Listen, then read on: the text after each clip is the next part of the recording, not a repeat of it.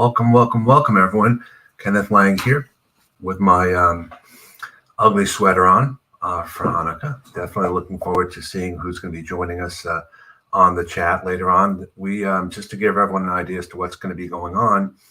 For back in July or June, I believe, Rachel Simon, who's a connection of mine, was mentioning that she was coming up into this area, and Bobby Umar, who lives in Toronto, was going to be joining us as well. So we just thought the three of us would get together, and one thing kind of led to another.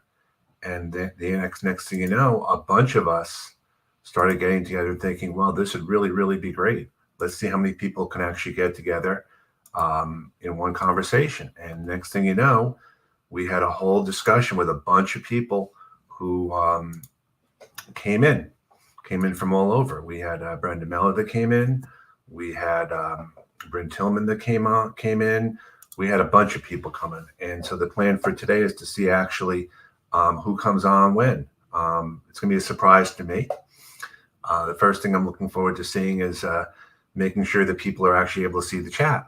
So I'd love to get an idea of where everyone is checking in from while we're waiting, just to give you guys a little bit of a heads up. The plan for today is really for us just to chat about what we've been doing in the last few months or so with our businesses and with our lives and anything else that does come up. So one of the things that I found most challenging getting out of the pandemic was actually getting together and meeting people. And I think that was such an important thing for me, at least, to get that reconnection back. Because, if you know what it's like before, we've been on Zoom calls for so long. We've been doing other things for so long. And it's interesting to see what's going to happen. And I see Sandra is in the chat now. Sandra, you are welcome to join me if you want. I'm happy to send you a link to StreamYard, and you can join us on the stage. We're going to be doing this for the next hour or so. And I see Adam is here. Adam was one of the people that actually joined us. He joined us in the city. We had talked for the very longest time about how we all going to get together. And Adam, I'm out in Wayne, New Jersey, which is probably about 25 miles away from the city. Traveling in the city is something much different. So we just figured out a best way to do this. And we figured, well, let's first get together and just see what happens. Let's just meet in the city. Let's find a place to hang out. And Danielle Guzman, who is one of my great connections, said, you know what? It would really be great if we could, if I can get you guys into LinkedIn. And the next thing you know, we have about 15 or 20 of us that are going pretty much descending on LinkedIn. And it was such an amazing thing to actually see people that were here, to look at the smiles. And I think when I saw Bobby Umar, who hopefully will be joining us soon, Bobby Umar didn't realize how tall I was. I don't think I realized how tall he was either, because when you're sitting down like I am right here, you only see yourself pretty much from the waist up. So when we stood up, it was like, I'm tall. I'm really tall. And so after that became a great context for us. So I'm really happy to see some people in the chat that I know. Bob Callison actually lives in town with me. Sandra Clark as well. And I see the first guest is coming in. It's Virginia Franco. Hi, how are you? Hello. Good. Can you hear me okay? I can hear you fine. I actually reached out to Claire. Claire might actually be joining us too. So, oh, great. We were talking before, just again, a little bit of background, and other people can be joining us later on. Rachel Simon was coming up from Atlanta, and she was coming up because she was going to be doing, her son had just graduated high school. And she was going to be doing a road trip to different games, like to Philadelphia and to see the Mets, that. And Bobby Umar was in Toronto. And Bobby Umar is coming down to the city just for like a weekend with his wife. So Rachel said, well, I'm going to be in the city. And Bobby said, I'm going to be in the city. So I said, let's the three of us hang out. And then I said, well, you know what? Let's see who else wants to join us.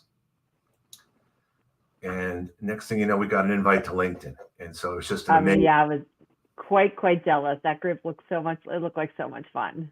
Well, we have different people coming in at different times. So, you and I, Virginia, we met a while ago. I don't want to say how long it was, but we just developed. We talk about how it's great when we're seeing each other. You develop friendships along the way. Absolutely. Yeah, we met during lockdown, like Yeah, that's what, and that's how a we all lot of got us to meet met. super fun. Yeah, So I was just looking here, a lot of people. absolutely. But I'm hoping my daughter, with Can any you hear luck, me? my daughter will get a job up in this. Can you hear me? No? I can hear you now. Yeah. Okay. My daughter is looking for a job in the city. We'll see if she can afford it because she requires quite the closet, but there's a chance that I'll be up there moving a kid in the fall. Well, you tell me when, because we'll try Okay. to make this work. Because we've actually talked about doing this as a yearly thing, and I've actually said maybe we can do this as a road trip thing. Because a lot of people were like, "Well, Yeah. I can't make it to New York," so I said, "Okay, I'll come to you." So, um, so what I know what have you been up to? I mean, one of the things we wanted to talk about today is what's been going on in the last few months since, like, when I got together, I've stayed in touch, and I know you're I think you're thinking about moving to a different part of North Carolina, or I don't know if you've moved yet, or So yeah, so I am still bouncing back and forth. We sold the house where we raised our kids, and we're renting a place in the city, but we also have a property at the beach. So I'm sort of doing 2 weeks there and 2 weeks here, and sort of seeing how it works out. But my kids are still sort of attached to the city where they grew up, and so right. they're still coming back a lot for breaks and stuff. So I'm not ready to exit here altogether just yet. I know for me the biggest challenge I've had on a personal level has been looking at a lot of resumes, and that's your area of expertise. And I look at it as a resume triage sort of thing. I'm looking at resumes, Yeah. and I actually did a resume today, which actually absolutely blew my mind. And again, I can mention it here because it was a 6-page resume for a software development person. Hmm. And I said to myself, how am I going to attach? How am I going to approach this? So I just kind Had of they done a bunch of contracts? Is that why it was so long? no, this was a case of this was a person who listed 15 bullet points for a 3-month contract, Hmm. and listed, here's the projects. This is what each project did. And then on top of that, Yeah. this is what I've done all along. So, I was able to get it down to 3 pages, but it was about how do you actually communicate um, in a positive way. So I was just being very proactive about things because people don't know what they don't know. Yeah, and a lot of people feel like they need to describe the activities or the responsibility of each role. And in software engineering, a lot of times it's sort of the same role, just different projects. And so that's a great way to eat up real estate. And 6 pages later, you've got everything. Which is why you really need to think through what was the project they brought me on for, what did I do, and what's been the outcome, and really focus on what those achievements were. Why is this program important? What if you need a list of software you use to do it, great, but you need to focus on the achievements, not the responsibilities, because that the responsibilities often are implied, Definitely. I think for and me, it'll save you a ton of real estate. because of my IT background, I understand a lot of it. And I said to the person, you've done all these things, but it's kind of assumed you have done these things. You don't have to kind of spell Hmm. them out if you're in that field, because that becomes, and what he did, or this person did, the whole first page was kind of like a branding statement. So I broke it Oh. out into an areas of expertise, and I took all of that branding statement and put a list of skills in terms of just to simplify it. And even then, Hmm. the challenge that I have, and I just want to call out some people first. I don't, is it Sean Ige? I'm not, again, I'm going to apologize. I don't know all the pronunciations, but I want to make sure that I reach out to some people that are here. Linda Greenfield is here as well. Carol McCullough, Dean Artuck, my fam here. Um, Michelle Morton. Oh, Michelle Morton wrapped up a 16-month gig and is open to work. And she's going to be attending Salesforce World Training in New York. Who else is going? For me, the biggest challenge has been how do you get across in a non-confrontational or a totally productive way that you're not slashing things to death. And I've actually, that's what I like about having discussions, because I've said to them before, this is my first look at it. You can put stuff Right. on if you want, but you have to put yourself in the best light possible. Yeah, and a lot the tricky part with software engineering, those super techie roles, especially when you're not at the tippy top, you're not at the CTO level, is you do need to outline these are the software skills that I use. So a lot of times I'll create I call it like a skill snapshot, and I'll Uh-huh. organize the software according to types. I might say this is programming expertise. This is for now I'm spacing on all my tech terms, but every sometimes it's database management, sometimes it's for something else, and so I'll organize it that way, and that can help to organize the stuff. But what's so important to realize is that when we're reading online, in print especially, but also online and in small screen reading, which is what you're dealing with, people have a really hard time digesting dense text. Um, if you see big fat 5, 6, 7 line paragraphs or a bunch of bullets crammed together, it is very hard for your eyes to read. And when someone's in a rush and something's hard, you run the risk that they'll skip it. That's why those like terms of agreements on online uh, contracts are always so tough, because they mush Right, a right, million right. terms right there, and you just go, ugh, I'm not going to look at it. That's what happens. And so you've got to write it in a way that if you open it up on your phone, you can get the gist really quickly. It's a tall order, though. It's hard. The other thing, we talk about the past year.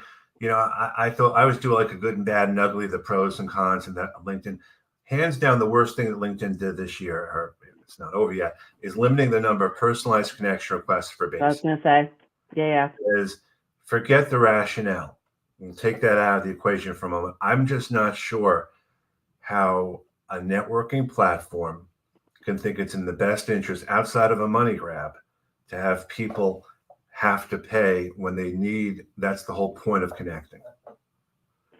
Yeah, I don't understand it either. I don't. What it's now it's like 5 a month or something like that. 5 to 10. They don't. It's like anything else. They don't tell you the amount until you've hit the limit. Probably. Yeah, until your threshold. Yeah.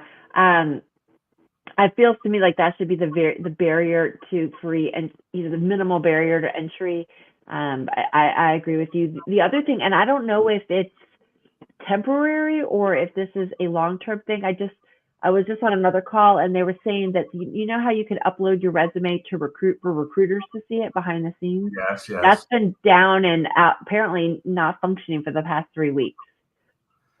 And the other thing that's changing now is the skills testing is coming off too. Apparently, Kevin Turner put that on. How you can how you can get accreditation. They're removing that. Yeah, they're removing that Okay. apparently too. I'd be curious. Maybe that was because of lack of use. Well, it could be because of anything. And that's one of the things we really don't know. I'd love to get a sense from people who are listening now or later on what they think about some of the changes on this platform. And surprise, surprise, surprise, Brenda. And because you're doing this, you know what I I was have to do surprised you were Oh next? wearing yours no, already. I don't know What? where my hat is. Shoot. There I you had to bring it I go. love out. that. Hi, Brenda. Hey, Brenda, Kenneth, how are you doing? have you met Virginia? I wasn't even sure. We know each other, but I don't know that Yeah. have we ever been on a call together? No, we haven't. We've I don't think talked so. on messaging here and there Messaging? and on comments. Yeah. We've just been I talking love your about videos with your dog. resumes and the limiting of the connection requests now for the basic. I mean, but feel Yeah. free to we're just having a chat now, so feel free to Yeah. chime in. Well, I always like have these conversations since we're on LinkedIn. I'm assuming that LinkedIn is listening. Yep. And I Yeah. hope that LinkedIn, I understand they're a business. I understand they're trying to I think they're trying to drive revenue for one, and probably trying to drive out some of the spam and bot accounts for the other. But I feel like in the big scheme of things, I don't think they're going to upgrade just to get the ability to add a note. I don't think that's going to drive them myself. I think it's also going to reduce the amount of connection requests that are accepted, which in turn is going to stifle network growth, because a That's lot what of I think. people are not like us. We don't know, or we know that some people don't know about personalizing invitations. So we'll give them the benefit of the doubt. We'll screen them in. A lot of people that I train on LinkedIn, like they're like, I don't know who they are. I ignored it. Like face value, right? So if you All don't the have the ability time. to add a All the note, time. done, Yeah. right? Yeah. So yeah, LinkedIn's a business, they can do whatever they want to do. It's their sandbox, Sure. but Of course. all we can do is help to train people on, if you're only going to get 10, to be very strategic about those 10, and don't include a note if you're already in a conversation with someone and you think they're going to accept it. but I would still, after they accept, message them back. So you have a little bit of messaging history to retain. But I'm hoping LinkedIn listens to this and takes this into consideration. We, on behalf of the coaching community of LinkedIn trainers and coaches, we do not think this is a good idea.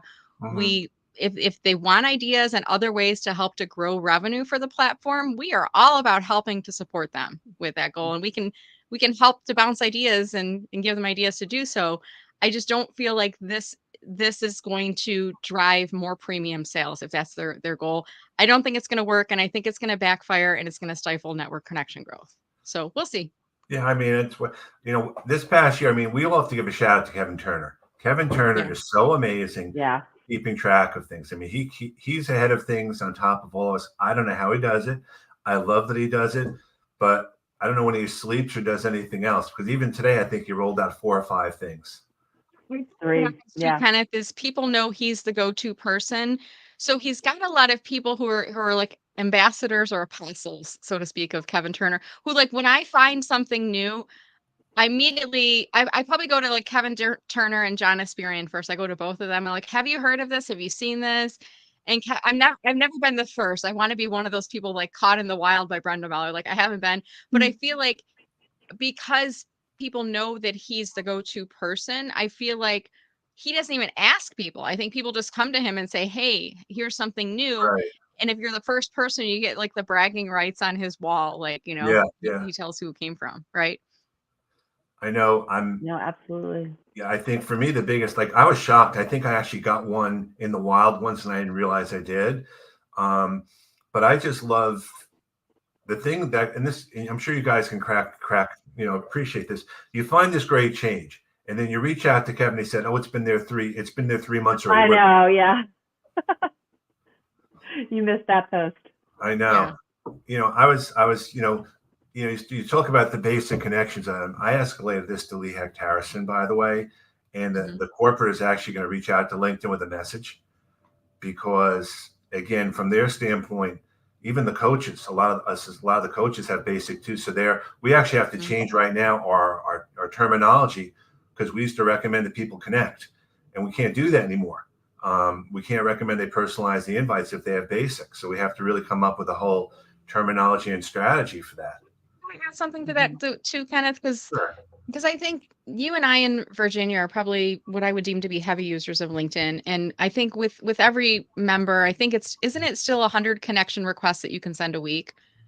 I think that's the number. I don't know, but That sounds. Okay. I don't think it's changed. Yeah. But the three of us, I guess I'm just saying, the three of us are heavy users of LinkedIn, and I don't know that I've ever reached the 100. Like Yeah. we are sending some invitation requests every week. And is the 10 personalized notes, is that per week or per month? per month. Okay, so then you have to kind of think about, then maybe it's like 2 per week, but I would just say the average person, how many invitations are they even sending out? You know what I mean? Mhm. Like, are they sending any? I mean, sometimes I'm working with people, they're not doing anything. So That's right. if you know that you have 10, let's maximize what they're given to you, and let's Sure. add a personal note. If you're on the fence about whether they would accept the invitation from you, if you've already got a dialogue going with them, I would say take your chances. Don't waste the personal note on that person. But I think we're looking at, the three of us are heavy users, so we probably come across more people in our network that are, maybe medium level users that are going to run out of those credits and not upgrade to premium. But I think we can also help to train the beginners on LinkedIn Mhm. who aren't even sending 10 a month at all right now. They're not doing anything. Right. But let's train them. Let's use those strategically and use the credits or use the add a note feature for the Right. people that maybe wouldn't accept if we're not sure, if we're on the fence about that. Does that make sense? Yeah, for me, one of the things I've been pushing or suggesting in LEACT is you have a connection. Add another person to, let's say, a group message, or use the idea of maybe talking to one of the second connections to it used to be to like recommend someone or have a next step that way. Because for us, the challenge is this, you get this 1 month of premium, then it goes away. And even if you extend that for a few months or do something, or how does that play out? But it means changing the whole mindset of everyone, the whole mindset of how you use the platform, which again, you and I and Virginia, we know the drill. Yep. We're changing PowerPoint presentations. We're changing text all the time. It's what keeps us going. But people find out about things at different times. But just to kind of get off that a little bit, I was telling Virginia when you and I met in New York, you didn't realize at first how tall Bobby Umar and I were. Yeah. That was like, oh my God, because we've been sitting here for so many years and things, and that was a really great thing. I mean, we had such a great time, and I don't mean to make Virginia too jealous, but we just I had. know. Virginia, where are you located? I'm in Charlotte. Where are you? Are you like in Michigan or something? Metro Detroit. Yep, you remembered. That's Yep. what I thought. Okay. Yeah. No, Yeah. I'm in North Carolina, and I have been going. I've gone to the city a couple of times, but it's always been to move my kids. Like I Okay. go in, sweat, burn 1,000,000 calories, and I drive home. Yeah. You drive. You drive from North Carolina. Well, because I had to drive all their crap, their stuff. Yeah, I did. But now my one there is moving south, so what I've got, and then maybe the second one will be on their way. But I'm hopeful to do a reunion soon. So I'm just looking here. Sarah's actually one of my fellow Lehigh Harrison people here. And she said, I recommend that they email people and let them know they will be connecting so they can avoid the personal connection issue. Yeah. You're going to have to do a workaround for sure. And I know I've even said, make sure you have your LinkedIn URL in your email signature. We've even debated about, do you even want to put the words connect with me or something on your title, kind of like the old Lion sort of thing. Remember, there used to be Lions. Again, this is just kind of like brainstorming. Yeah. Can you bypass it by doing a group intro? Yeah, absolutely. So get an introduction. Ooh, we can start like a list of things you can do if you're hitting the invitation limit. Let's say, like Brenda, you and I are first connections, and Virginia and I are first connections, but they're not a connection to you, Brenda. So you and I have a conversation. We bring Virginia in. It's a three-way conversation. So I could do an intro. That's what I've been suggesting a lot too. Like that's why you connect, because you find first connections in common, and you start that conversation, and maybe I get off the conversation, then you and Virginia and Brenda have one. I think that's a really great thing, great workaround. You know what I do with those two is, and not everybody does this, but just out of courtesy and respect. So let's assume that you and I are connected, Kenneth, and I'm not connected to Virginia, and I'm trying to ask you to help to introduce us. So what I would do is, let me think about this for a second. I would say, I got my analogy mixed up a little bit. I always ask permission I would ask you, Kenneth. I would say, Kenneth, my friend Virginia wants to connect with you. Would it be okay with you if I put us in a LinkedIn message together so I can make that introduction? Yeah. And some people don't. And, it's good to remind people about etiquette and things like that too, because now that we have that's a common courtesy. Yeah, I agree. As a messaging feature, like a lot of people will start a group thread without asking people to be put into it. And you've irritated people when they start to leave the thread where they don't say too much conversation, guys. They'll just leave because they're like, you added me without permission. I'm leaving without telling you. And that's kind of, again, and I'll do the same thing as you. Like I've had people ask me to make an introduction. So I'll ask the person first, is it okay if I make that introduction, and to give them a heads up so they're not kind of caught off guard. But that's etiquette. That's nothing. The three of us and others, we have a business etiquette to this. And the whole idea of getting these spam and these automation things, it just drives me crazy. And I've gone, Virginia, Brenda used to send a note back to kind of like cajole them or test if it happened. If I get invitations from people that it's like a sales pitch, like I just got one right now. Hey, Brenda, I'm the CEO of a blah, blah, blah company. I see we have mutual contacts and I'm looking to expand. Like he didn't read my profile at all. He's sending the same thing to like 1,000,000 people. I don't do it as much anymore because I feel like it's negative energy spent. Now I just look at it and I feel like he's selling to me. I just ignore it. But for a while I was doing the test. I would just reply back and say test. And then sometimes it was automation. So the response back would be like, happy to connect with you. How about we jump on a call sometime and blah, like they didn't even read the test. And then I'll say test 1, 2, 3. And I've gotten as far as 4 levels deep, 4 responses back with the word test or test 1, 2, 3 as a part of it. And then a person finally came in and they said, what did you mean by test? And then I'll say, hey, are you using automation to send out these invitations? If so, which software are you using? And they're usually pretty upfront with, they'll say, oh, I'm using Lead Magnet 123 or whatever the name of it is. And then I say, are you aware I'm a LinkedIn coach? No, I'm not. Are you aware that using automation is a violation of terms of service and could get your account locked up? well, the company I bought it from said that it Mhm. complied. Read the fine print, and so sometimes I use it as an education opportunity, but I'll be honest, they have not turned into client opportunities. So why am I educating people that That's aren't right. going to do business with me? Like let them figure it out. Let them get into jail.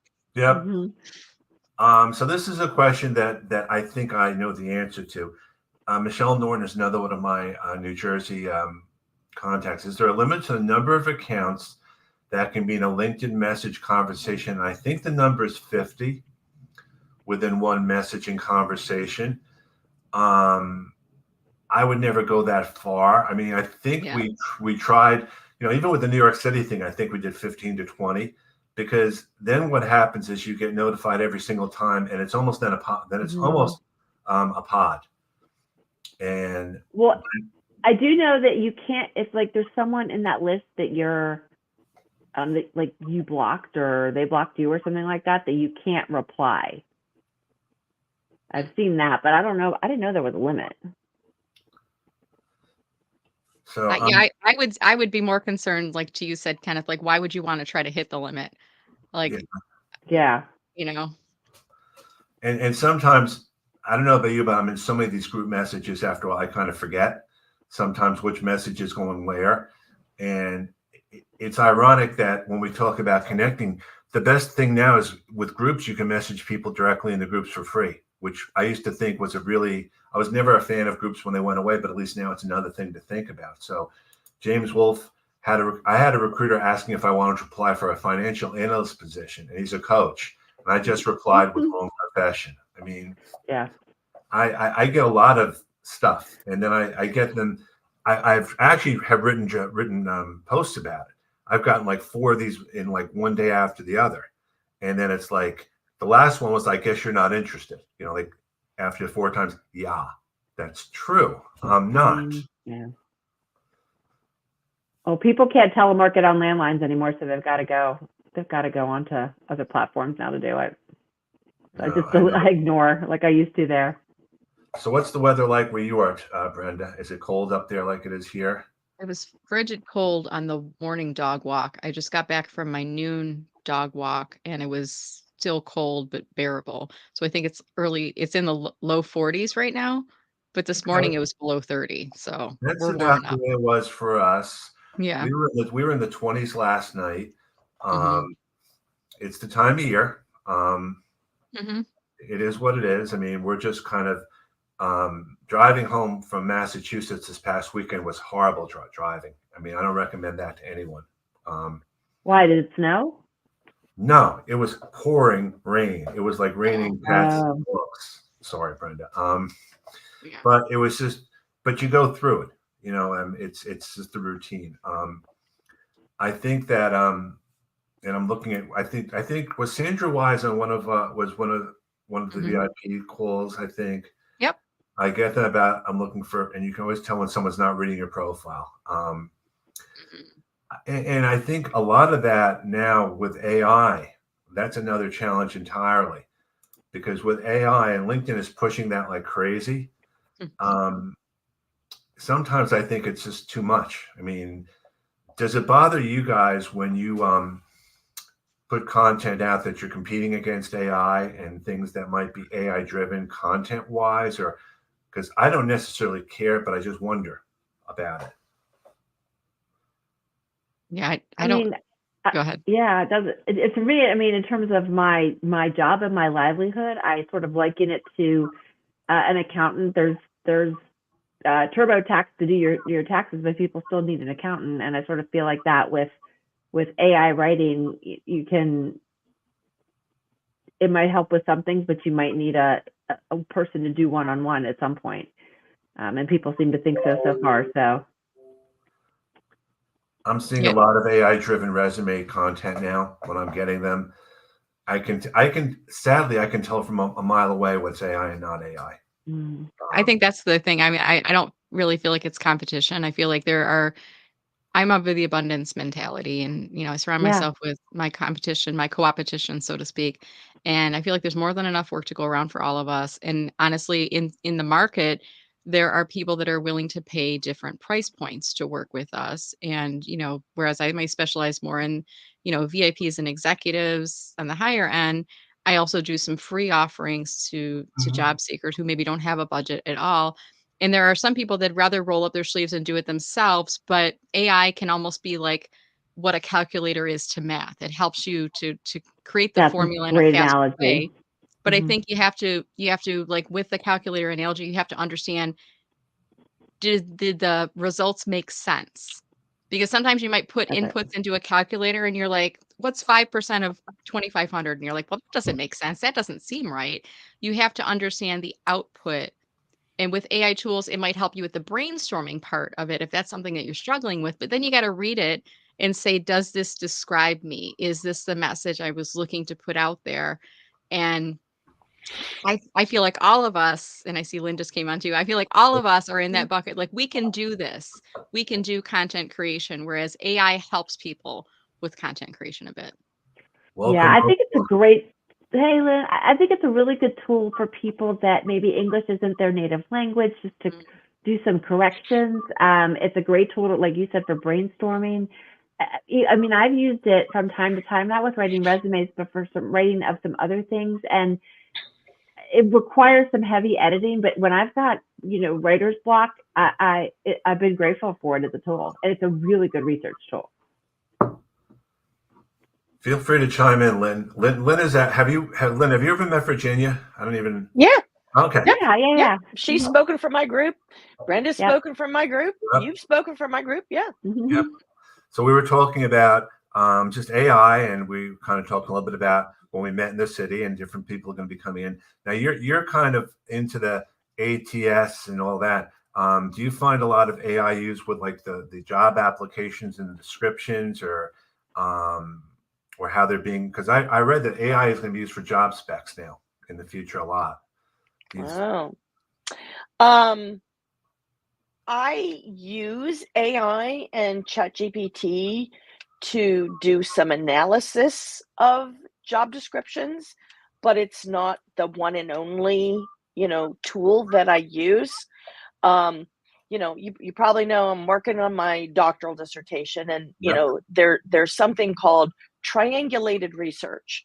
So basically, I apply those transferable skills of getting information from different places to make it more, valid and credible. So ChatGPT is one of the sources that I use to, break down a job description and Mhm. pull out the keywords. But there's more than keywords and skills, in a job description, as we all know. But man, oh man, it's provides great fodder, but I would never ever use, it verbatim how it comes up in my, little window. It needs, as you said, Virginia, heavy editing. Yeah, yeah, yeah. Yeah. And I LinkedIn is, saw somebody's resume that came yeah. off of Chat GPT. Palm of hand, do this. Yeah, it was a nightmare.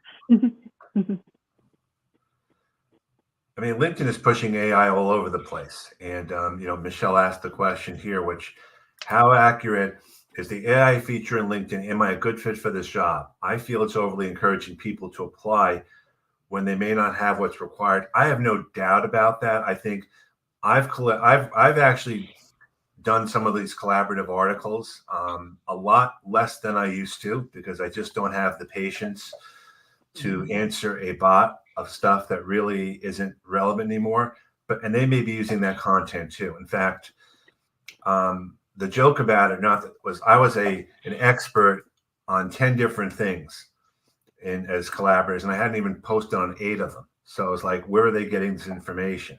Oh, what about where it says the roles that you would be a good fit for, or where it says the search terms that you were found under? So more often than not, I'm left scratching my head, so I'm not sure what version of AI they're using at this point. Maybe it's an older version, but it definitely seems like there's a disconnect. I don't know. I mean, I'd love to get get your senses about this. I just don't know sometimes. I think it's just the way it's going to be. I think managing is the most important thing, and realizing what's Yeah. there is not exactly the only thing. As James says, and James has got this great sense of humor. It can certainly be refreshing to see a resume written in the voice of a pirate. And I think he actually did that once. I think he did it in one of our sessions. Leah Harrison actually wrote the resume as like thar this and thar that. I mean, just to see that, it's the funniest thing in the world. To write it from that standpoint. Yeah. Well, I've been it's all playing with good it to draw fun and pictures games. lately. I've been using the ChatGPT Dolly feature to draw avatars. How does it work? Well, I look like a supermodel in them, so I'll never share them though. Kevin, if you want to Hello. join the stage, I can send you a link to actually be a part of this for sure. I mean, I'm happy to have as many as people that want. I mean, we originally started this, and this is the comment. We started this. Rachel Simon was coming to the city. Bobby Umar was coming to the city, and they were like, "Well, let's get together." And I said, "Well, let's just see if other people want to join." And one thing led to another, and then thanks to Danielle, we got into LinkedIn. Who would have thought that? And that's why initially I figured let's just see who's there, and I said I invited other people to join as well, because it's just great to get together. It's just great to get there and talk. That tour was a once in a lifetime experience. When we went up for the collaborative articles event in June, it was a totally different vibe than the one in July. So Right. yeah, I'm so glad that I, got to see what I got to see. It's pretty cool office. Is it It Many fancy? different floors. So I'm just I need to hop off, but happy Hanukkah, Merry Christmas, Happy New Year to all of you. Thank you for inviting me, even though I didn't get to go to New York. I'll see you in a couple of days, Virginia. Yeah, sounds good. All right. Thanks Happy to meet you, holidays. Virginia. Take Take care. So I just sent an invite to Kevin to see if he wants to join us, and I know that Rachel's coming on soon too. This is what I love so much. I love to get together and talk about things and get out of my my LinkedIn coach's hat. Sometimes I think we kind of lose sight of that, and it's just great to see people who I now know. And I tell the story in Stu Brenda. I was very, very in awe of you in the very beginning. I didn't know if I should connect. I didn't know if I should do it. What would happen? And Lynn, the same thing with you differently, because I used to see you present all over, So Yeah. Well, that was all in person, back in the day. But so speaking of hats, where's your Hanukkah hat? Let's put that on. I put it didn't bring on my hat before. today. I put it There on you go. before. Is it really warm? Mine's like really warm. It's like very warm. Yeah. It's very warm. Yeah. Mhm. Very nice. All right. Yeah, but I think, but this is the whole imposter syndrome thing. I still have it after all this time, and it's just the nature. I just don't. I wonder at times, do I feel comfortable sharing? Should I really share? And I've kind of gone back and forth about not even should I post, but is what I have to say irrelevant? And I know that rationally it is, but sometimes I just kind of think maybe I just shouldn't. I don't know if you both feel that way from time to time. There's a lot of times I want to post. I just don't have time. I've had the busiest 4.5 months of my business ever. And so, I treasure sleep more than I do posting on LinkedIn. So yeah, you can only do what you can do. So I don't sweat the small stuff. So And I know it's crazy. I still don't have a website. Still, I don't. Are you have a back in website. person? Crazy. Yeah. All my work comes in word of mouth referral. So That's yeah. good though, right? Yeah, absolutely. It's very good. And I don't have a podcast yet, and I'm still trying to do it. I mean, Are you? Oh, I have plenty of content. That's not the issue. The issue is I just don't have the time. So Brenda, maybe you've been doing this for a while, and I'm sure it's gotten a little bit easier in time. I think what I'm guessing is it's really hard in the beginning to get this going, and then you might fall into more of a routine, I guess, about it. Or Well, once you start talking about if you want to do a podcast and you have all this LinkedIn live content that you can convert it to a podcast, you'll have people coming out of the woodwork that will say, I can do that for you. Like there are people that have created businesses on helping people with post-production, which is Hmm. taking the raw footage and converting it. Now, I'm a roll up my sleeves kind of person. I want to know how to do it myself first, and I want to know the ins and outs of it, and then I will outsource it, or in my case, I gave it to my intern. So, I pay her $15 an hour. Hmm. She's adding in experience that now she can add to her resume, and as she's looking for a job, she can talk about that. I still get people all the time that will approach me and say, I can convert, work on all of your post production for you. And there are, you can go to a studio and film your podcast, and they'll do everything for you, and they'll deliver the files and post it. It just depends on budget, and eventually, like, how does it tie back to your bottom line? Are you promoting your services or coaching or other things along with it? So, my show's been up for 7 months. I think I'm a little over 2,500 downloads, 50 plus episodes. Um, I don't feel like it's like, yeah, I feel like it's a huge accomplishment for me personally. Is it the biggest and largest podcast ever? No, but every podcaster had to cross over the same thresholds I'm crossing through. Whether it was at the same rate of speed or faster, I don't know. But I have not really had a lot of expenses other than Buzzsprout for hosting, Descript for some editing, and then paying my intern. But she's got it down now to, she's probably spends 30 minutes to an hour a week doing the work. So that's, let's call it 30, $45 a week I'm paying for post-production. So, hey, Bobby, how you Hey, doing? Bobby. Hello, hello. And Hey, because guys. Bobby's here, we have to add the hat again. Wow, that is impressive. So we were just having a conversation today about all different things. I mean, there's no one specific topic. Bobby, you've got your thought leadership branding going on, and I think it's great. I was telling the story before how about you're coming down from Toronto, Rachel's coming up from Atlanta, and I thought the three of us would get together, and the next thing you know, this is where we are. Yeah, yeah. I think that was a very epic and also surreal moment. But I think most of it is thanks to you, because you kind of you're the one that got the momentum rolling. Like, I mean, Rach and I basically had talked about getting together because we were in New York City the same weekend. Mm-hmm. And then she plugged you in. And next thing you know, everyone's there. Brenda, Lynn, Ed Samuel, Liam, Bryn Tillman. It was crazy. And, this lonely Canuck on the cold north was delighted to have all these amazing people to meet up with. So that was a very, very epic moment. Yes.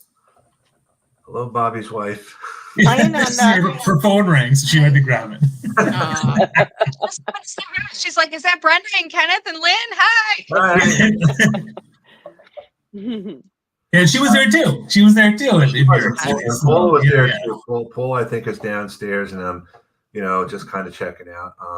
I'd love to hear from other people in the audience who are just joining us now. We all got together back in the summertime. We want to do this again some way, somehow, and we will. I already have it on my plate to go to other places this year, places I never made it to last year. I'm not going to make it to England. John was really pushing me to get to England. Yeah, that's a hard one. And can I add one? I'll add one thing too, which is, my wife was like, so do you want me to come, or I don't have to come, because she thinks my digital network and community are, they're who are they really? And I said, no, you have to come. Like, you have to understand. Like, I said, like, for example, Rachel and Lynn, who I work with a lot on Thought Leadership Brand Club, I talk to them every week, like a couple of times a week. And Melanie Mitchell's my main person I talk to, and I talk to her like 5 times a week. So they're like my closest friends now. Right. And then the people like Brenda and Kenneth and everyone, that, like, they're family as far as I'm concerned. Like, Brenda and I have had so many conversations over the years. I'm trying to explain to her, no, these are really important people in my life. And you would think that the people that are local in Toronto that are my Facebook friends, and you're my Facebook friends too, but like the people that are local are the ones that I want to spend time with. And I do sometimes, but I had to explain to her how important my LinkedIn community has become to me, particularly during the pandemic. The Clubhouse thing was very intense for 4, 5, 6 months of 5, 6 hours sometimes, in a day talking to people. And then after that. So that's why, it was really important for her to meet you guys, and also very. It was really one of the highlights of my trip, and also the highlights of my entire year. So I just want to point that out because it has become a very family thing, and I do appreciate you all. Mhm. So do you know, Bobby, that next month will be 4 years since I joined Clubhouse and got involved in thought leadership branding? Like it's crazy how time has just flown. Is it It's 4 years or crazy. 3 years? Because I'm trying to. 4, because it was Really? 2020. Okay. 2020, January 2020 to January 2024. No, Coming up next month. that's not true. Actually, No? March 2020 was the pandemic, and then January Oh. 2021 is when we started. So it's 3 years. Oh, my Right. bad. All right. Yeah, but that's still, hey, it's a long time though. It's a good chunk of time, and you guys have all become really amazing people that I know, like, trust, and love. I'm gonna throw that in there. They like So- trust, but also love. I have family in Canada, so I was heading up to Toronto. So I actually got to go see Bobby in on his turf. We were Before, the first to ever meet too. So of all the Yes. people, Lynn and I were the first to actually meet up. In pandemic, wearing masks, got a hug in, but that was about it. But it was nice. It was nice. yeah. And I drove like an hour to outside of Toronto, like to Mississauga, just because I wanted to see her, and also Ilya Francis was there. And Ilya, I was just, yeah. it was great. Yeah. The things we'll do to have in-person connection, even during that time, tells you how important connection is to all of us. And I know that. So- go ahead, Lynn. Go. Last week, I drove to Gettysburg, which is about 2.25 hours away, because I had sent Ed Samuel this thing about MACA, which is Mid-Atlantic Career Counselors Association, and they had their 53rd annual convention. And I said, hey, Ed, check this out. Marie Zimenoff's coming out, and she's going to be a keynote. And he's like, I'm going to go. You want to go? I'm like, yeah, okay, I'll go. So we got to meet Marie last week, which was great. I was going to say our families have kind of, at least they understand a little bit about what we do, probably, maybe not a lot, but at least it's part of an understanding. It's not just like, I have no idea what it is. I can have a conversation with my wife, and she at least understands very generally what I'm doing, which is a lot more than it was a while ago. And I don't know, I think we talked about maybe getting together at some point and doing that, and the same with Bobby. I mean, it's my spouse, my family means everything to me in terms of support. And I think it's so important when you're going down these journeys to have that at home, at least an understanding, because it can be maddening at times. I mean, I'm up at all hours at times. My day is not 9 to 5. I'd be shocked if it was ever. I'm up early. I may take a break and then go back to it at night. Hey, let me ask a question, Brenda. You and I have young kids. Do your kids know what you do, and if so, what do they think you do? Because I'm curious. It's funny because, like, every once in a while, I'll ask them the question, like, "What do I do?" And they know enough from being around. They'll say LinkedIn marketing, and and then they're all proud of themselves because they're like, LinkedIn marketing. I know what you do. And I say, okay, what does that mean? And then they look at me like they don't know exactly. But they know that I do videos and training and speaking and stuff like that, but they don't really get LinkedIn. Like my son, he actually attended a presentation I did at a university once, and he set up an account, but he was in high school at the time and he didn't really get what it was about. And he's in the trades now, so he's probably nearly not going to be active, at least at this point in time, with his LinkedIn. My daughter's 12, so for her, it's like, I mean, I can use the analogy. It's like Snapchat for grown-ups, and then she gets it. And by the way, she doesn't have a Snapchat. She looks in my account because I'm not the parent that's going to let my 12-year-old have their own social media accounts because she's too young. But at a big level, I mean, they get LinkedIn marketing. So at least I feel like a couple of my personal branding words are weaving into what they're doing. What about you, Bobby? Because your kids, I think, are a little bit older, aren't they? Well, my kids are 13 and 15, so I mean, they know that I'm a speaker for the most part, but they also, I think my daughter's 13. She's at the age where it's kind of she's both proud but embarrassed because I'm so prolific online and I share all this stuff. Yeah, Whereas my son actually, whereas my son is actually totally, he signs up for my webinars and stuff. And hey, Dad, I got your email about this thing. I'm like, what are you doing? Like, and he's showing up at a couple of my calls, and it's like, dude, but it's kind of sweet because he likes to check in on what I'm doing and things like that. And he, but the other thing is, my son launched his first YouTube channel, and getting him to take my advice was like just, it's like pulling teeth. Like he just would not listen. And so that was kind of interesting, but they know that I speak, but during the pandemic, it was different because I was always online. So they always see me so now they see me more as a video guy. Like I do a lot of videos and live streams and events, and I help people with that. They see more of that now than they see the speaking. But once in a while, like, I get to go to a speaking gig, they come with me, but they know, generally speaking, they just don't realize sometimes the type of things I do and the impact that I have in terms of what I'm trying to do. So. Mm-hmm. Yeah, it's interesting as the kids come along. And Adam also joined. I remember with Clubhouse, I remember being on a list, and I had no idea what it was. I have to this day totally forgot who actually invited me, but I figure I'll just give it a shot. It's, what have I got to lose? And I got hooked, which was probably both good and bad because I had nothing else going on. And then I said to you, Brenda, why don't you give this a shot? When you wrote me in, you're like, you got to check out this Clubhouse thing. I'm like, Kenneth, I don't have any more time. You're like, but all the cool kids are there. You got to come over. And I said, fine. And then I did, and I loved it, of course. And you were right. For me, like I have this rule: when 3 people that I really think are really smart and I trust them, and they tell me to do something, I'll look into it. So the 3 people had once told me to buy some Bitcoin, so I did, and I bought like a little bit, like $200 worth. But now it's like worth a couple $1,000, which is cool. And then 3 people said, you need to try Clubhouse. Okay. So then I actually went on Christmas Eve. That was my first day, Christmas Eve. And there was a lot of, and it was downtime, everything was set. We were just chilling. Right. And I saw the appeal within 3-4 days. I was like, you know what? This is amazing. And then I launched LinkedIn Mastery on New Year's Eve, December 31st. And I was like, let's do this. Let's talk about LinkedIn.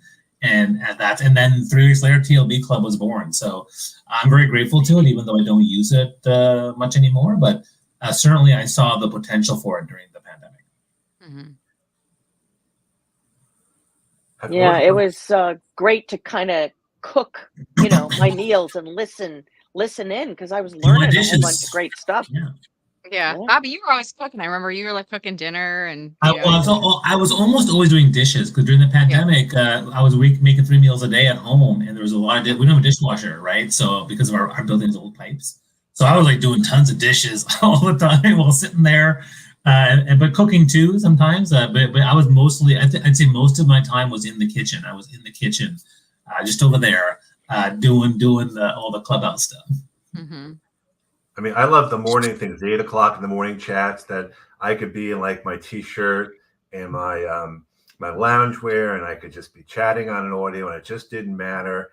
And it was just hanging out stuff. And then the next thing you know, we're just talking about anything. I mean, I remember Leah Turner and that whole thing there. And I met I think that's probably where I met John Asperian too, but it was just such a great fun. I met them all in those early days. I mean, what happened was we launched LinkedIn Mastery, and then we were able to and then all these LinkedIn people came in, and that's where I met John Asperian, Andy Foote, Richard Vanderblom, Leah Turner, Joel Alge, all these people. I met them all and then all you guys. I met them all for the first time in those first few weeks and months that we were doing it. The only person I knew personally that people don't realize is Shira Jones. I've been friends with her for 10 years in Toronto, and people didn't know that, but she's, but all those other people, they were all new. And that's how they became part of my community. And it was kind of interesting when you think about those early days and how that connection helped. It reminds me of of an intense summer camp. Like when you go to a camp for say 4 weeks with people, you bond really, really well, right? Because you're spending all your time with them and talking about everything. And that to me is what it felt like an intense summer camp that we were with at for like a couple months. And now with LinkedIn Audio, at the time there was no LinkedIn Audio, there was just Clubhouse, and it's just interesting to see the evolution of things. I mean, I don't know where the future is going to go with LinkedIn. I'm excited and a little bit pensive about it. But as LinkedIn is listening, we love you guys. Brenda, ever since you said that, well, I always give us options. Please give us options. Assume that if we're doing a LinkedIn talk and it's LinkedIn coaches and trainers, somebody is assigned to like listen in. You have to assume that. Or they're gonna like earmark it and watch the playback later, especially if they think that we're talking about LinkedIn features or our perceptions of the platform or things like that. Because we're like heavy users of the platform. I mean, I joke with people. I say I literally have a job because LinkedIn is confusing. Like I say that like all the time now, and people laugh when I say that because they come to me because they don't know how to use a feature or they can't figure something out, or even just the basics of like I'll show them how to use LinkedIn completely fully, and they're like, I didn't even know this existed. Like I didn't know you could use it this way. I only knew about it this way. And then I say, and I remind you, I have a job because LinkedIn is confusing. If it was intuitive, if as intuitive as they thought it would be, there would not be work for us to do. Or if LinkedIn had people on the staff that were doing what we are doing, we would not have jobs. I'd be doing corporate marketing still or something else. I'd be doing something entirely different. So I would assume LinkedIn is listening, and I hope that they are. And I say this all the time. I wish they would reach out to us and get like a round table going and bring us in for feedback. And they may not like what we have to say, but we are, aside from their sales staff and their employees, we are the frontline ambassadors for the platform. We are self-proclaimed. We don't get a name badge. We don't get a security badge. We don't get a LinkedIn email. We don't get any special perks or anything really. But if you have friends like Bryn Tillman, she'll send you a LinkedIn mug that she got from corporate. But we don't get perks from them. We just do this because we are building a business and we like the platform. They may just be listening to this, Bobby. And tomorrow's D-Day for our videos. What's that? It's gone. Is it tomorrow? Yeah, it's tomorrow. So does anyone have the link that you can request to pull it down? Or is that done? No, you email them. You email them. So I emailed them for that. But I already have a saved copy of this. I have mine, but somebody asked the question. They're like, I want to pull it down and post it on. And I'm like, honestly, my video is probably 6 months old anyways, and I've got it someplace. I'm going to do a new one, but it can't go on your photo anymore. So is today the last full day then, Lynn, or is it tomorrow's the last full day? I don't know. Like today. Today's December 12th is the last day. Okay. When they made the announcement of the last change, I was thinking, oh, it'll happen by the end of the day. I still have time to re-record a new video. Well, they pulled the plug at 1:00 Eastern time for me. Yeah. So I'm like, oh, I can't change this. So yeah, it's just as well. It might be staggered, but yeah. But I recorded it on my phone, so it's in there somewhere. I don't need to request an archive. Right. One thing I used to love, I was very happy. I got a question from someone, Leah Tarrison, and I really didn't know the answer to, but it was a very valid question. And that's what happens if you personalize your invite? What happens to your old URL? Does it go away or not? My understanding is it redirects for 6 months. It does, but I didn't know the answer is what I'm saying, and I had to look it up. Yeah. Because we just kept saying, just rename it. And the question came about what happens to the old one. So ironically enough, LinkedIn Help had the answer to that question. LinkedIn Help had the answer. Did you hear me, folks? Let me repeat that again. Because the irony for those people that from LinkedIn support staff that are listening to this is the irony of help is that I always tell people it's self-service, but a lot of times it's outdated or it doesn't have the answers that people are looking for. And then they come to us. And I say this, I love LinkedIn. I love all the work that the platform has created for all of us, the community it's created. But did you hear Kenneth just now? He said, ironically, LinkedIn Help actually had the answer. And this is what Kenneth does for a living. So he knows, he speaks from firsthand, like the help directory could be so much better. Let us help you with it. Let us help. Help us help you. Help us help you. You know, it's funny because we're talking about features, LinkedIn features today at 4 o'clock with Kevin Turner and Rachel in the LinkedIn Right. room. Oh, awesome. And we're going to talk about, what are the top ones. And also, I mean, I said pinned comments, but I mean, pinned comments went away, stories went away, the video profile went away. Those are things I would say, please bring back. I would still think that we should advocate, please give us, make LinkedIn audio better. Replays, pinned comments, co-hosts, pin posts. Like, Find nearby. No, I want to have the ability to create a recurring event instead of having to create a new event every time. Yes, that would be amazing. I do a Tuesday event. I want to make it recurring. And then I want that way I don't have to reinvite people or redo that. It just seems to me that's kind of a no-brainer, I would think. LinkedIn, please, please, please, please. Part of the problem is that everything has to do with money, right? So I mean, the reason they're removing the profile videos is because it's costly on the infrastructure to have all these things. And so, I mean, again, I would say invest in making it. I mean, I would be all for. I mean, LinkedIn's $1 billion company. I'd be all for you shut down LinkedIn for a good 2 weeks for infrastructure restructuring, and you make it all better.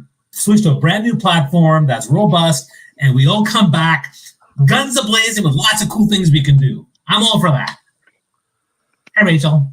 Hi, Rachel. I'm like, what did I just walk into here? Right? Bobby's rant. You don't want Bobby's rants, man. We're talking about things we wish LinkedIn. We talked ironically of how LinkedIn Help had an answer for me. And then we talked about things we wanted LinkedIn to bring back. And Bobby, why don't you put up the sign again? You put up the sign that please bring back pinned comments. Oh, that's what I was going to say. Pin comments. And I said I wanted to make events recurring, have a recurring event instead of having to create an event all the time. And so the question comes up from James, and I'm not sure I have the answer. Speaking of help, how do we get rid of Twitter links? Google searches show old methods. Can you just go to contact info and follow the link to delete it out under settings and privacy? What I would recommend, James, and I'll share this offline, there's a link that you can contact the product owners with directly. Kevin has put that up a couple of times, or make it, again, who knows? Rachel, we were talking before how we love LinkedIn, we love LinkedIn, but there's things that they could. Yeah. I was just making my list for my annual. Well, I was working on my annual worst of connection request blog. Okay. And making my list of best of features, and also that's what Bobby and Kevin and I are talking about in our audio event at 4 with Kevin Turner. Right. And I feel like this year was like we lost more features. We lost some really good features this year. Kind of like the end of the year when they do the remembering from the Oscars. That's what I was, And you kind of almost thinking about here's like thing we remember this one in January, this one went away in January. That's a great idea. Doing an in memoriam of LinkedIn features with some really sweet, like something like Sarah McLachlan singing. Yeah, you could just that would be a cool thing. Like we missed, like a recap. That would be a cool thing actually. Oh, we should do that, guys. That's so funny. Go ahead. I'll remember you. Memoriam. Comments. It has to be in black and white and kind of right. Yeah. Oh my gosh. Then it's phased to black and white. Ooh. And then you resolve from one to the other with maybe a different song or. We all hold up things like this. Well, with getting back hilarious. together, in person, I really, really wish they'd bring back the Find Nearby. We missed out on opportunities. I wonder if it was a security issue, because some people might not know, I could be in the airport scrolling through my LinkedIn and a creepy guy could invite me to connect and say, hey, I'm watching you read your magazine. I wonder if that was the issue, that it wasn't enabled actively. It was just something running without alerting people. I wonder. I don't know. Maybe. It was great for networking events, and I do those all the time. It was a great demo. I agree. It was a great a show and tell thing. I mean, I'll never forget going to LinkedIn one time when they had to Find Nearby, and you put it up there, and hundreds of names came up because they were all in the building. But I don't know. I think for me, it's more about the mobile and the QR codes when we go back in person, reminding people about that, because I think more and more people are going to be using mobile again. I almost wish LinkedIn would have a much different look on the mobile platform than they do, and not try and maybe have multiple apps instead of one. Mm-hmm. Because I think it's probably a bit clunky that way. Again, I'm not a developer. I don't want to speak to I'm just looking at a high level as to what I think would look better. You have Google Drive, Google this, Google that. I could see LinkedIn having a whole ecosystem of apps. Interesting. I'm not, I mean, I really just use the mobile app for like scrolling in the morning while I'm drinking my coffee, because I'm all thumbs on my phone. If I try to do anything like significant, I always mess it up.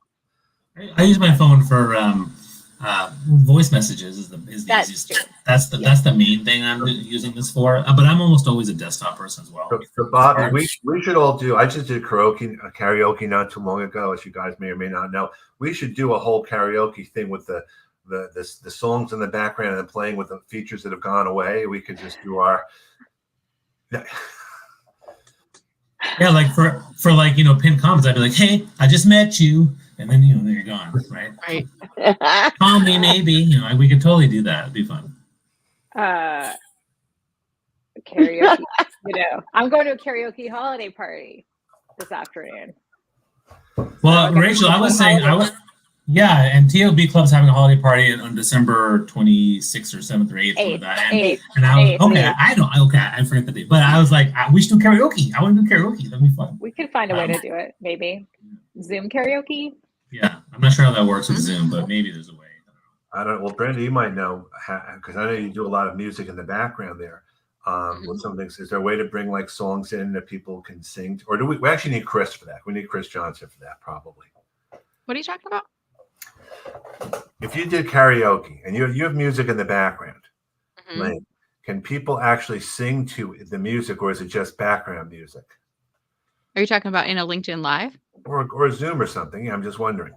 Yeah, why not? As long as you have enabled when you share your screen that you have the share of the sound, or even better would be like sharing the YouTube, or if you have like I'm sure there's an online karaoke site, because I'm sure during the pandemic. There is, because when we did karaoke, you could go to YouTube and it has the words printed out for the song and the music, and that's how we were going. All of us, we were embarrassing ourselves like crazy, but I mean, it was a lot of fun. Sure. Good times. I'm all for it. The other thing I was thinking about doing for holiday season is doing like one of those like a quiz show, and it'd be kind of fun to have like trivia about all of us, like who of these people, who is blah blah blah. And there's Brenda, there's Lynn, and everyone has to vote, and you have to guess who the person is. It's kind of like human bingo, and you have little facts of everybody. That's a fun game, right? We could totally do that. We could totally do that. Do that. We asked everybody coming to our little holiday party, here's a reason to come join the TLB Club for our holiday party. There you go. A fun fact, and then we can use the poll feature in Zoom to do quizzes. Or maybe we do our baby pictures or our elementary school pictures, because I'm almost embarrassed to share it now, but I can laugh about it. I was the epitome of a 4 eyes back then. My dad my dad turned 80, and we did the classic slideshows, like the old slides thing, and it was really funny to see like old photos of my family. So I'm not sure you can see this, but this is a picture of me with a big gap in my teeth at the top there. I saw you posted that was it on Instagram or? Yeah, it's on Facebook. Yeah, exactly. But it's like, oh my God, I don't even remember this photo at all. But it's actually funny. And one of the things, it's interesting when you see yourself as a kid. I don't look at all like myself as a kid. Like other people, like my brother, he's 45 years old, but he looks exactly the same as he did as a kid. I look completely different, except you can tell I'm the brown kid. So that's the only thing you can tell. I can't believe that coming up in 2 years, I'm going to be out of high school. I hate to say it, but 50 years. Oh, yes, God. Yeah. In about 48 years, I'm going to be 100, which is like, what? 48 years left? That's crazy. 100? Wow. Right? Just that. Yeah. But it's how old. It's not how old you are. It's how old you feel. Is how old you feel. Well, I Great, think great. well, Brenda and I both have big birthdays on my next birthday is the big birthday. The next. Okay. Well, because mine is in January, so then the following January. Okay. So what you're saying is I'm a Rachel away from 100, basically. Yes. Which is wow. What? So soon? Is that how we do math now? Is that how we're mathing? I don't know. Rachel plus Bobby equals 100 years old. That's nice. Bobby math. Yeah. We should mention that at the call today. Between you and I, there's 100 years of experience here. 100 years of experience. I always think that's So so Bobby, funny. who's hosting that call at 4? If we want to follow it, is it on your timeline? Rachel's hosting it. No, Rachel? it's on the TL. No, it's Oh, on the that's leadership right. branding page, the company Okay. page. And Because it's Yeah, so we've changed it, but basically now we're hosting our rooms on the TLB Club company page. But then Rachel, myself, and Kevin Turner are the speakers. correct. Okay. But Can somebody drop the link into the live stream comments so other people can see it? Is that okay, Yes. Kenneth? yeah. Fine Okay, with you me. guys do that. Find I gotta it, go. yeah. Yeah. Good to see you Bobby, all. Yeah. See you Take at 4. care. See you soon. Okay, bye. Yeah. Bye. I'm going to start wrapping too, Kenneth. Yeah, So me thank too. you I again. have to get ready for a Lehigh Terracing Christmas party or Hanukkah party, which is why this is on actually, because we're going to be wearing our things, and I'm just really happy to see you guys again. And Wait, I'm getting the link, so don't. no, don't I'm leave not. yet. Rachel, it can just be the two of us for another 10 minutes. I mean, like I said, I just kind of figured whoever would show up, and this is really great. Oh, here we go. You know, it's like the old days. Make sure you save the chat, but don't close the chat before you saved it. You know, sort of thing. I'll listen in while I drive. I have a SHRM chapter social tonight that starts at 4:30. I've just found So- it and I saved it to my calendar. So, all right, guys. Can you I'm put gonna it in pop the off. chat, Brenda? Because Oh, I yeah, I'll do cannot that. join the Do you want me to put it in just the private chat here? No, put or it in the. I live stream? can't get it in the live one because it wants me to connect my YouTube, and I don't want Well, to. what you do can do that. is you can put it in the comments afterwards if you want. Yep, Okay. I just put it in the live stream comments too, and then I'm gonna pop off. All right, guys. Take Perfect. care. Bye, Alright. Brenda. Take care. Happy holidays.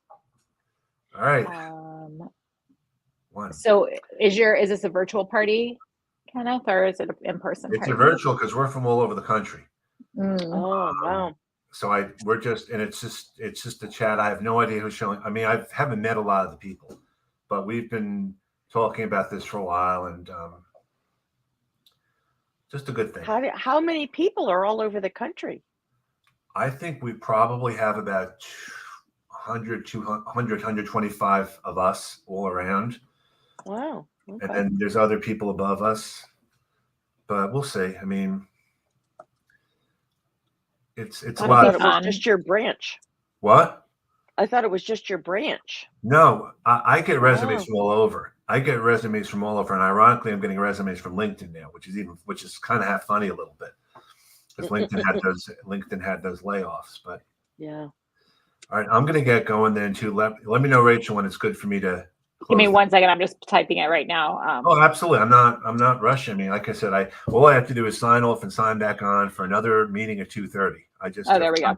Okay, I put it in the comments. Yeah, I'm going to a little holiday party too, and I don't have a Hanukkah sweater, so I have to wear a Christmas sweater. But I wish I could give these through the laptop, but I can't.